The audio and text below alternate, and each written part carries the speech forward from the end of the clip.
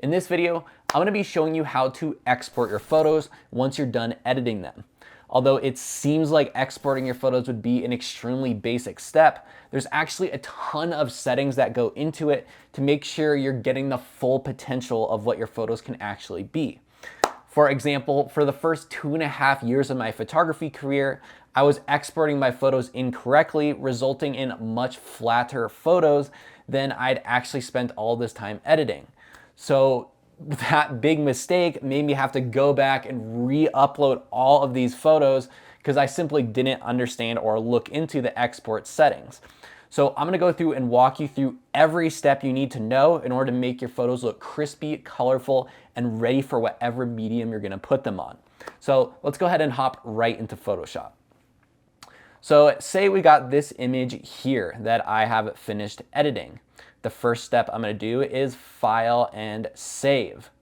And as we talked about in the early chapters of this course, saving it in Photoshop will save it right back into Lightroom. We're going to go ahead and do all of our exporting in this video from Lightroom. So you don't need to know any of the Photoshop settings for exporting. So now let's hop back into Lightroom where this photo has now been saved. And in order to export, we're simply going to right click on it, go down to export and click the top button here, export. This is going to bring us up to the menu where we can select all of our export settings. So the first setting we're going to go over is the export location setting here. And as we went over in the import to Lightroom video, I already set up an entire file structure for these photos to be exported to. So let me go ahead and refresh you what that looks like. So this was shoot number 468 at Playa El Tunco. So now I simply go and find that head folder here. So we're going to scroll to shoot number 468, Playa El Tunco. And then this folder is where I imported the original RAW files. Now we're going to go into the final folder that I created. And now I have 3 different export folders. So this means for each photo that I export, I'm going to export it in 3 different settings. So the first folder I'm going to export to is this 5 megabyte folder. And this is where I'm going to export it with settings that are a low resolution. So this is going to be ideal for posting it to social media. The second folder I'm going to post to here is the full resolution files, which are good for if I'm going to post wallpapers or if I want to post the file online with a full resolution anywhere. That's a good option. The third folder here is the print option. So this is where I'm going to go ahead and export it with settings that are good for print.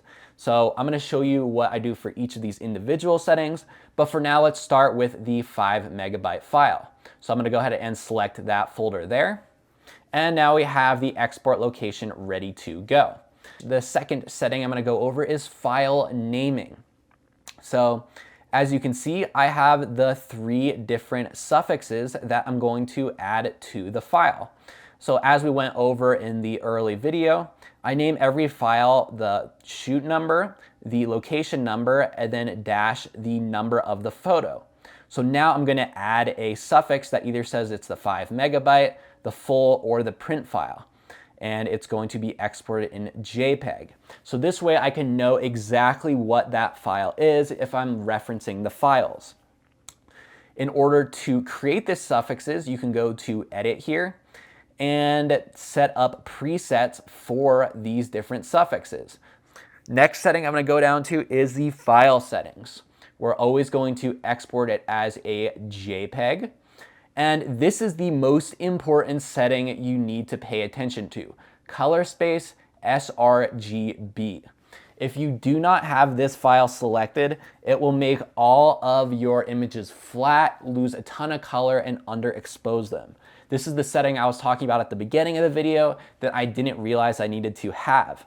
Essentially what this is going to do is ensure that your files can have exactly what you edited them online. So make sure you have sRGB setting set up if you learn nothing else from this video. Obviously, we want the quality at 100% always. And for the 5 megabyte file, I'm going to go ahead and limit the size to 4999 kilobytes. And the reason I chose 5 megabytes or 4999 megabytes or kilobytes is because there's a ton of websites that won't let you upload if the file size is bigger than 5 megabytes. So I have one under that just to ensure I get to hit that limit on any social media site I'm uploading a photo to. Image sizing, so resolution is going to be 300 pixels per inch.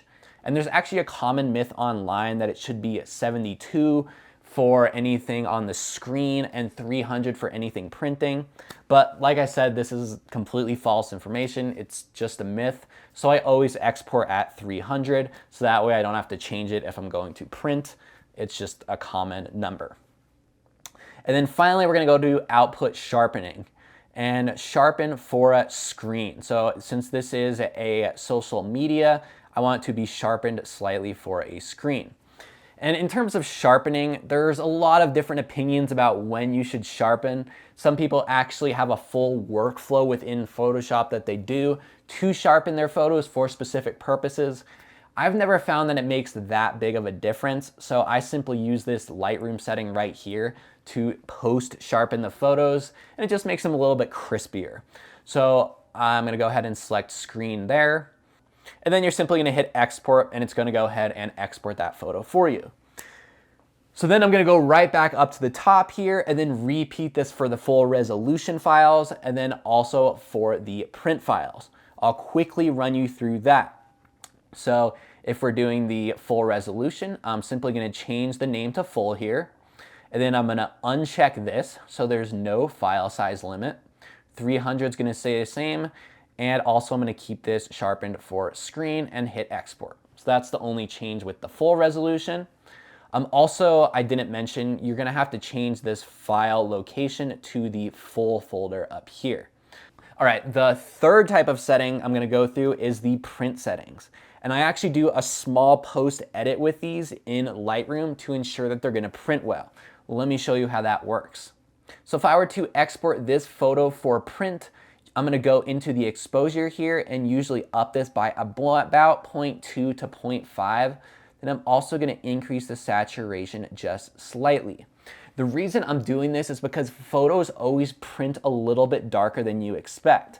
And with me in particular, I tend to be on the darker side of my edits. So for a lot of photos, particularly ones that are darker, this photo is not necessarily that dark, so I probably didn't even need to do that with this photo.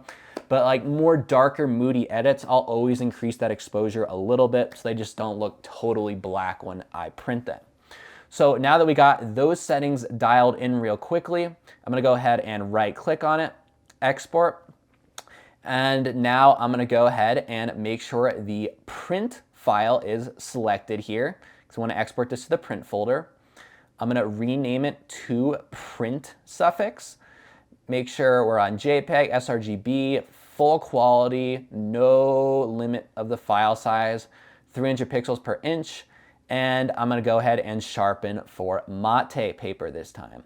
This is gonna do a slightly different sharpening process that's ready for a printed paper. Then I could go ahead and hit export. And that's essentially what I do to export photos for print. One final step is I usually hop back into Lightroom here and undo those two settings real fast. And with that, we are good to go. I now have 3 copies of those photos that can be used for any purpose that I need. So now in the future, I don't have to go through that export process. I just know exactly where they are and they're ready to go.